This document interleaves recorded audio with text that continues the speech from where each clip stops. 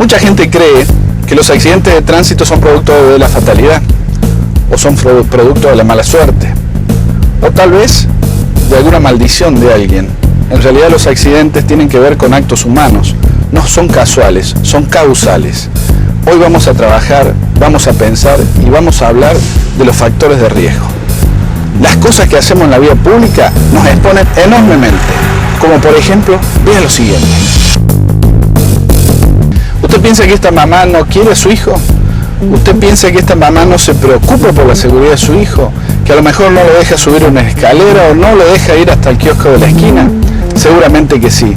Lo que pasa es que esta mamá no tiene conciencia que colocarlo en el regazo cuando anda en el vehículo no es el mejor lugar para el niño, porque justamente allí lo expone a los riesgos más importantes y más peligrosos en caso de una frenada brusca o de un accidente.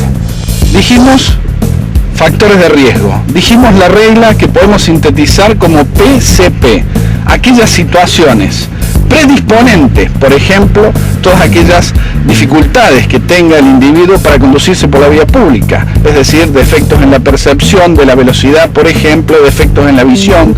Dijimos condicionantes, por ejemplo, la ingesta de alcohol y el manejo de un vehículo, que hace que el individuo pierda enormemente las capacidades para resolver las situaciones de tránsito.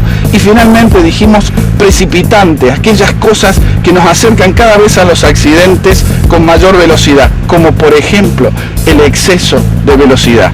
Acuérdense conmigo, PCP, tenga en cuenta estas condiciones y estará haciendo prevención de los accidentes.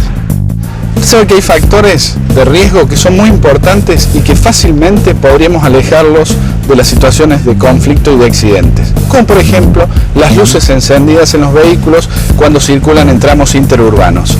Y uno preguntará, ¿para qué las luces encendidas? Y para esto uno tiene que acordarse que una de las cuestiones fundamentales en ruta son las velocidades de los vehículos, y la segunda son que el ojo humano no distingue todos los colores de la misma manera. Por eso las luces encendidas nos permiten distinguir con mayor anticipación los vehículos que circulan en sentido contrario. Ahora manejo yo. Vamos a ver otros factores de riesgo que tienen que ver con otras situaciones. Perdón, me llaman por celular. Vamos a estacionar. El problema del celular no es solo porque ocupamos una mano necesaria para conducir. Aun cuando tengamos algún sistema de manos libres, el tenor de la conversación es lo que distrae. Y entonces la forma de prevención de ese factor de riesgo es, ante un llamado, estacionarse tranquilo y allí recién poder involucrarnos en la conversación. Uno de los factores que más divierte a la gente cuando uno lo toca es el consumo de alcohol. ¿Y saben por qué? Porque el alcohol está ligado prácticamente a la historia del hombre. Desde que el hombre dejó de ser nómade y pasó a ser sedentario, empezó a descubrir que al almacenar granos se producía una bebida que resultaba muy interesante y muy agradable, sobre todo en momentos festivos, y eso es el alcohol. Después de más de 4.000 o 5.000 años, el consumo de alcohol sigue siendo una conducta aceptada, tolerada y hasta festejada, sobre todo con aquellos que se pasan de copas. Pero el problema que planteamos es que el alcohol es causante, según los datos más serios que se manejan en el mundo, en más de un 40% de los accidentes graves y sobre todo los mortales para los conductores de vehículos. ¿Y por qué?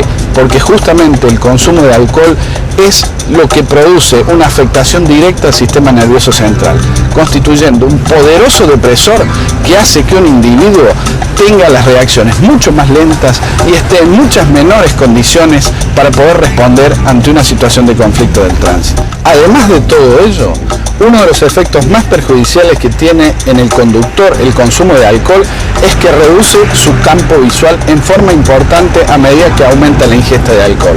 ¿Qué significa ello?